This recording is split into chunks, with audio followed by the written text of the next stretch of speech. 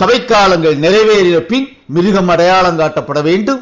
மிருகம் அடையாளம் காட்டப்பட்டு அதனுடைய ஆளுமை வெளிப்படுத்தப்பட்டு அந்த ஆளுமைக்குள்ளாக அவனுடைய ராஜ்யத்துக்குள்ளே செல்லாதபடிக்கு அந்த எக்காலம் அங்கே சத்தமாய் துணிக்கும். இந்த எக்கால சத்தத்துக்குள்ளாக எழுப்பக்கூடிய வார்த்தையை ஆவிக்குள்ளாகி அதை ஏற்றுக்கொண்ட ஊழியர்கள் சாட்சியிடுவார்கள். மற்றொரு காரியமாக வெளிப்படுத்துகிற விசேஷம் 10ஆம் அதிகாரம் 6வது வசனத்திலே அப்போஸ்தலனாகிய யோவானுக்கு வெளிப்படுத்தி கொடுக்கப்பட்டிருக்கிறது. இனி காலம் செல்லாது, ஆனாலும் தேவன் தம்முடைய ஊழியக்காரராகிய தீர்க்கதரிசிகளுக்கு சுவிசேஷமாய் அறிவித்தபடி 7ஆம் தூதனுடைய சத்தத்தின் நாட்களிலே அவன் எக்காலம் ஊத போகிற போது தேவ ரகசியம் நிறைவேறும் என்று.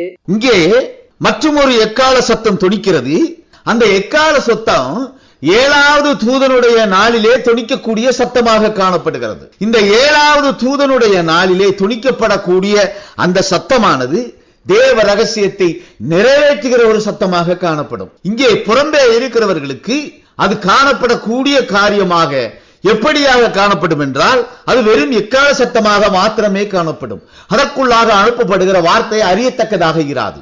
ஆனால் இங்கே ஆவிக்குள்ளாகி கர்த்தருடைய ஊழியனாய் வந்து சாட்சியிடுகிறவன் அந்த தேவ ரகசியமாய் சொல்லப்பட்டிருக்கிற அந்த வார்த்தை அந்த சத்தத்தின் நாளிலே, அந்த எக்கால தொனியின் நாளிலே அது நிறைவேறி இருக்கிறது என்பதை அறியக்கூடிய ஆவிக்குரிய உணர்வுக்குள்ளாக கொண்டு செல்லும். அந்த உணர்வு சாட்சியிடப்பட வேண்டும். அது கர்த்தருடைய ஊழியனாய் சாட்சியிடப்பட வேண்டும். வெளிப்படுத்தின விசேஷம் 18ஆம் அதிகாரம் 22வது வசனத்திலே இங்கே மற்றொரு எக்கால சத்தத்தினுடைய காரியங்கள், அது நிறுத்தப்பட போகிற காரியம் அங்கே முன்னறிவிக்கப்பட்ட தீர்க்க தரிசனமாக காணப்படுகிறது. புறமண்டலக்காரரும் கீதவாத்தியக்காரரும் நாகசுரக்காரரும் எக்காலக்காரரும் ஆனவர்களுடைய சத்தம் இனி உன்னிடத்தில் கேட்கப்படுவதும் இல்லை. எந்த தொழிலாளியும் இனி உன்னிடத்தில் காணப்படுவதும் இல்லை. எந்திர சத்தம் இனி உன்னிடத்தில் கேட்கப்படுவதும் இல்லை. பாபிலோன் தள்ளப்பட வேண்டும். பாபிலோன் தள்ளப்படுகிறது. தள்ளப்படுவது எப்படி அறிய வேண்டும்? அங்கே எக்கால துணி இனி ஏற்படாது. எக்கால துணி வார்த்தையை கொண்டு வருகிற துணி. எக்கால துணி தூதன் மூலமாய் கொண்டு வந்து சாட்சியிடக்கூடிய வார்த்தையாகும். அப்படி தூதன் மூலமாக கொண்டு வரக்கூடிய அந்த வார்த்தை நிறுத்தப்படக்கூடிய ஒரு வேளை தீர்க்க தரிசனமாய் முன்னறிவிக்கப்பட்டிருக்கிறது. இந்த எக்கால துணியானது தள்ளுண்ட அந்த நகரத்திலே இனி தொனிக்கப்படாது. ஏனென்றால் அந்த எக்கால சத்தத்தை, அதற்குள்ளாக வெளிப்படுகிற வார்த்தையை யார் பெற்றுக்கொள்ள வேண்டும் என்று சாட்சியிடப்பட்டிருக்கிறதோ அவர்கள் அங்கே இல்லாதிருக்கக்கூடிய ஒரு நிலை. அந்த எக்கால சத்தத்துக்குரியவர்கள் அங்கே சூனியமாக காணப்படக்கூடிய ஒரு நிலை, அது இல்லாதிருக்கக்கூடிய ஒரு நிலை. அப்படி இல்லாதிருக்கக்கூடிய ஒரு நிலை பாபிலோன் தள்ளுண்ட நகரமாக மாறக்கூடிய வேளை இது தீர்க்க தரிசனமாய் முன்னறிவிக்கப்பட்டிருக்கிறது. இது தூதன் மூலமாக அப்போஸ்தலனாகிய யோவானுக்கு வெளிப்படுத்தி காட்டப்பட்டது.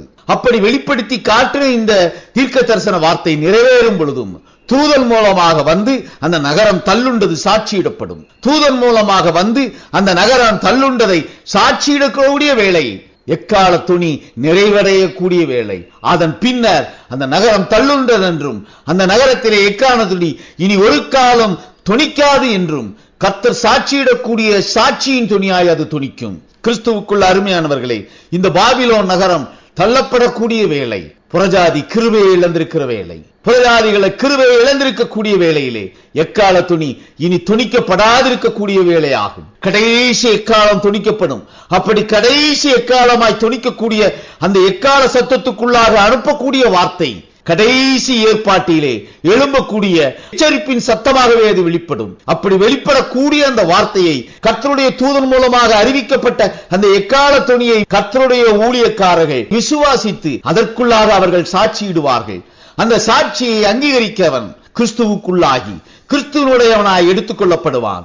மற்றவர்கள் பிதாவினுடைய சமூகத்தில் இருந்து அந்த நகரம் தள்ளப்பட்டது போல தள்ளுண்டவர்களாகி ஆக்கினைக்கென்று தீர்க்கப்படுவார்கள். கிறிஸ்துவுக்குள் அருமையானவர்களே, இயேசு கிறிஸ்துவினால் ஒப்புக் கொடுக்கப்பட்டதை கொண்டு வரும் தூதன் இவை யாவற்றையும் வந்து அவர் நிறைவேறும் வேளையிலும் வந்து சாட்சியிடப்பட வேண்டும். அந்த சாட்சி கர்த்தருடைய ஊழியக்காரர்கள் அறியும்படியாக அவர்களிடத்திலே சாட்சியிடப்படக்கூடிய சாட்சியாக அமையும். அந்த சாட்சி கர்த்தருடைய ஊழியர்களுக்கு சாட்சியிடக்கூடிய சாட்சி. அந்த சாட்சியை கர்த்தருடைய ஊழியர்கள் அங்கீகரிப்பார்கள். அங்கீகரிக்கக்கூடிய கர்த்தருடைய ஊழியர்கள் அவைகளை சாட்சி கொடுப்பார்கள். அந்த சாட்சியை விசுவாசிக்கிறவர்கள் பாக்கியவான்களாக காணப்படுவார்கள். அந்த பாக்கியத்தை பெற்றுக்கொள்ள தேவ சமூகத்திலே நம்மை ஒப்புக் கொடுப்போம். கர்த்தர் பெரிய காரியங்களை செய்வார். ஆமென், ஆமென்.